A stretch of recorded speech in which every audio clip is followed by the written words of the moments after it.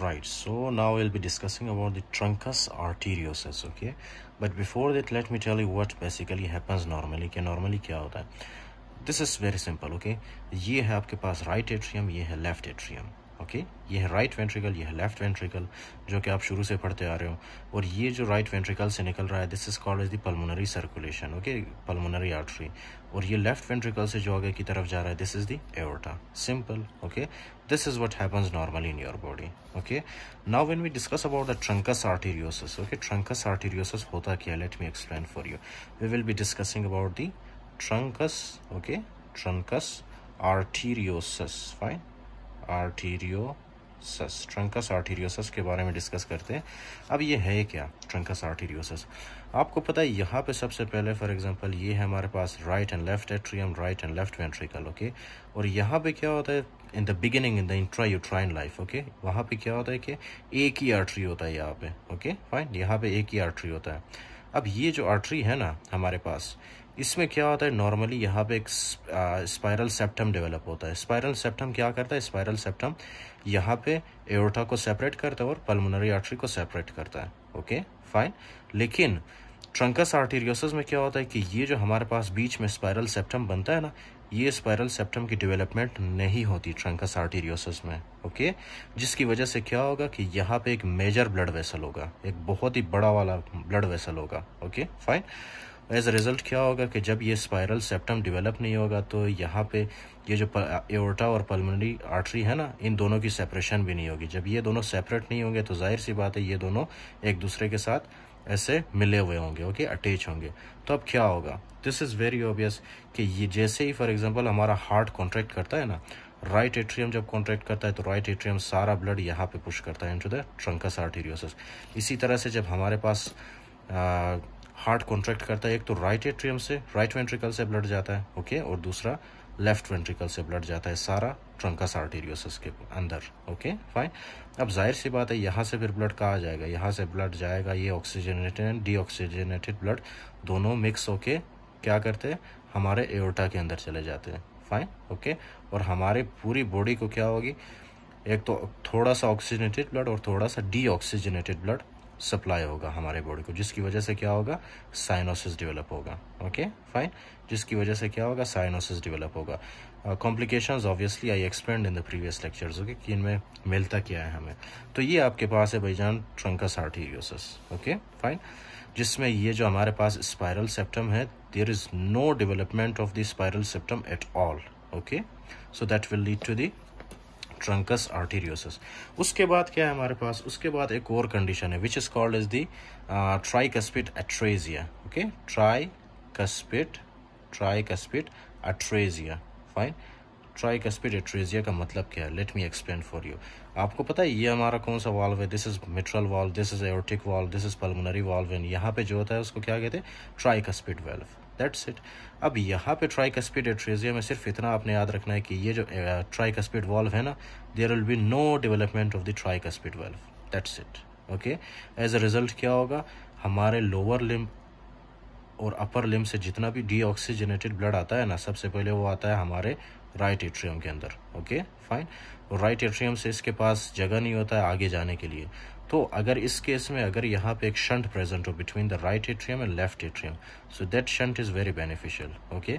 Beneficial क्यों होता है? क्योंकि यहाँ से ऑब्वियसली ये ब्लड जाता है हमारे लेफ्ट एट्रियम में, फिर लेफ्ट एट्रियम से ये जाता है कहाँ पे? हमारे लेफ्ट वेंट्रिकल में, ओके, फाइन. ये डीऑक्सीजनेटेड ब्लड जो कि हमारे लोअर लिम्ब और अपर लिम्ब से आता है सबसे पहले राइट एट्रियम से शंट के थ्रू, एट्रियल सेप्टल डिफेक्ट या पेटेंट फोरामेन ओवल के थ्रू ये जाता है हमारे लेफ्ट एट्रियम में, लेफ्ट एट्रियम से लेफ्ट वेंट्रिकल, फिर लेफ्ट वेंट्रिकल से ये कहाँ पे जाता है? Into the aorta, okay. Aorta से फिर ये ब्लड आगे जाता है, ओके.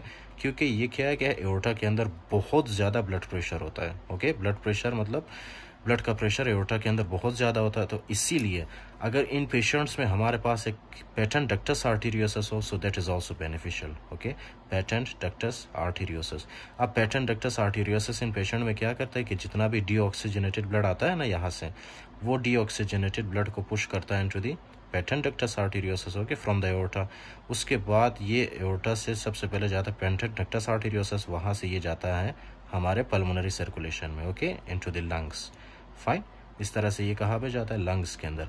फिर लंग्स से यही for example deoxygenated blood oxygen लेके ये वापस आता है पल्मोनरी वेन के through into the left atrium. Okay, फिर लेफ्ट एट्रियम से लेफ्ट वेंट्रिकल से इनटू दी एओर्टा, एओर्टा से फिर आगे जाके हमारे पूरी बॉडी को ब्लड सप्लाई करता है। Okay fine. तो अगर ये दो शंट, एक तो पेटेंट डक्टस आर्टेरियोसस, दूसरा है पेटेंट फोरामेन ओवल, अगर ये दोनों प्रेजेंट हो ओके ट्राइकस्पिड एट्रेजिया में, तो क्या है कि this is a good basically kind of you can say कि ये हेल्प करता है बेबी को सर्वाइव करने में। Okay, but the best treatment is still surgery. Okay, surgery आपने करना है। If you don't do surgery obviously these patients will die after some time, because आपको पता है कि patent ductus arteriosus after few weeks right after the birth obviously it will close. Okay fine, but still if you give prostaglandin E2 then क्या है कि ये जो आपके पास पेटेंट डक्टस आर्टेरियोसस है, हो सकता है ये ओपन रहे कुछ देर के लिए, राइट। तो ये है हमारे पास ट्राइकस्पिड एट्रेजिया, जिसमें क्या होता है ट्राइकस्पिड वॉल्व डेवलप होता ही नहीं है, right.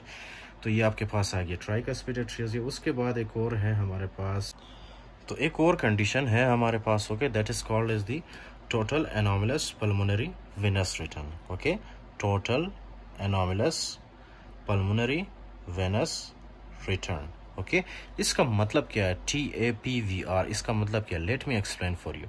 First of all you need to understand okay कि नॉर्मली क्या होता है, नॉर्मली तो आपको पता है कि हार्ट के अंदर क्या होता है कि for example this is the right atrium, left atrium, right ventricle and left ventricle. यहाँ से हमारे पास निकलता है एओर्टा जो कि हमारे पूरी बॉडी को ब्लड सप्लाई करता है, ओके, ऑक्सीजनेटेड ब्लड। फिर यहाँ से निकलता है हमारे पास pulmonary artery, okay, pulmonary artery right ventricle से निकलता है।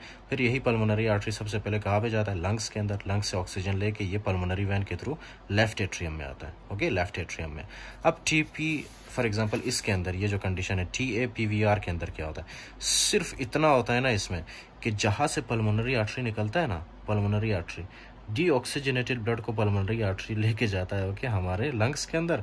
फिर लंग्स से ये पल्मोनरी आर्टरी ऑब्वियसली क्या निकालता है, लंग्स से क्या निकलता है, पल्मोनरी वेन। ओके, वो पल्मोनरी वेन बजाय कि वो लेफ्ट एट्रियम में चला जाए, वो आता है हमारे राइट एट्रियम में, ओके, राइट एट्रियम में। So this condition is called is the total anomalous pulmonary venous return, TAPVR। Okay fine, so this is called as the TAPVR, जिसमें क्या होता है कि ये जो पल्मोनरी वेन है बजाय कि ये लेफ्ट एट्रियम के अंदर चला जाए आफ्टर ऑक्सीजनेशन, ये क्या करता है, ये pulmonary vein after getting oxygen ये जाता है हमारे राइट एट्रियम में। Okay, so this is obviously N abnormal condition. इसी तरह यहाँ पे भी हमारे पास लंग होता है, ओके, फिर लंग से क्या निकलता है, पल्मोनरी वेन जो कि ऑक्सीजन लेके आता है, फाइन। वो पल्मोनरी वेन कहाँ पे आता है, वो पल्मोनरी वेन भी आता है हमारे राइट एट्रियम में। ओके, नॉर्मली ये पल्मोनरी वेन कहाँ पे जाता था, लेफ्ट एट्रियम में, लेकिन यहाँ पे क्या होता है, राइट एट्रियम के अंदर जा रहा है। So this is called is the total anomalous pulmonary venous return. Okay, so these are the 3 conditions which you have to remember,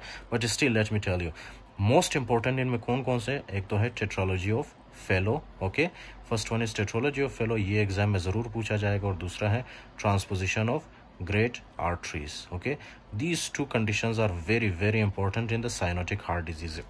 100% they will ask questions from these 2. Okay,